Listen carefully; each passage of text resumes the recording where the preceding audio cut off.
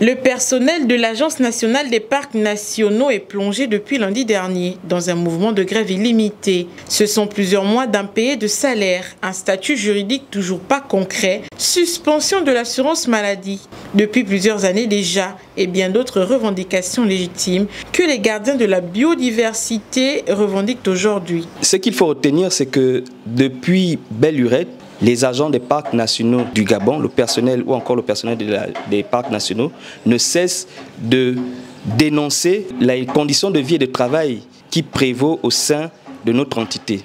Donc, depuis l'arrivée du CTRI, nous avons entamé les démarches, même bien avant, avec l'équipe déchue, nous avons entamé des démarches pour attirer l'attention des plus hautes autorités. Malheureusement, nous n'avons jamais eu gain de cause, aucun résultat jusqu'à présent. Donc, il se trouve que le personnel de l'Agence nationale des parcs nationaux fustige l'attitude du secrétariat exécutif quant à la situation qui est la nôtre. Comment comprendre que depuis 3 mois quasiment aujourd'hui, nous n'avons pas de salaire, certains agents sont expulsés des maisons, certains agents n'ont pas du tout scolarisé leurs enfants. Nous avons écrit des courriers, nous avons adressé des correspondances à plusieurs institutions pour les meilleures conditions de vie, pour voir la situation, revoir la situation du personnel. Jusqu'aujourd'hui, nous attendons, nous n'avons pas de suite. Alors, ce qu'il faut retenir, c'est que la goutte d'eau a bien évidemment débordé le vase. Nous disons, trop c'est trop, plus jamais ça. Malgré toute la situation difficile que nous vivons, il y a malheureusement des conservateurs au comportement déviant qui passent leur temps toujours à vouloir menacer, mater, chosifier les éléments.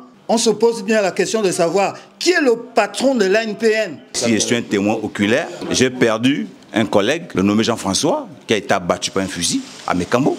Moi, personnellement, j'ai été presque lésé par ma tutelle. À plusieurs reprises, j'ai eu des difficultés avec mon bailleur. Il m'a exclu de la maison. Je demande de l'aide à ma hiérarchie. Personne n'a tenu compte de cela. Aujourd'hui même, je suis en confrontation avec mes enfants. Mes propres enfants manquent de respect. Pourquoi? Parce qu'ils se disent que moi, leur père, je le manque, que je n'ai pas été payé. Pourquoi? Parce qu'ils se disent que leur papa, c'est juste de l'argent, il peut prendre de l'argent pour aller boire dans des bars. Ce qui n'est pas le cas.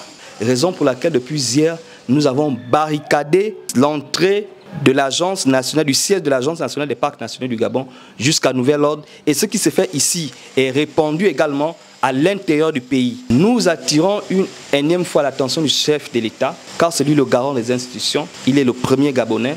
Nous voulons que nos points soient purement et simplement épongés, que notre situation soit résolue jusqu'à la racine, à la source. Nous voulons un statut particulier pour le personnel de l'Agence nationale des parcs nationaux. Les primes de risque, nous n'avons pas. L'assurance maladie complémentaire, nous n'avons pas. Nous disons qu'il faut que l'État, plus précisément le président de la République, ait un regard gendarme sur notre situation. Nous n'allons pas communiquer avec la tutelle. Nous disons la tutelle n'a plus rien à nous dire.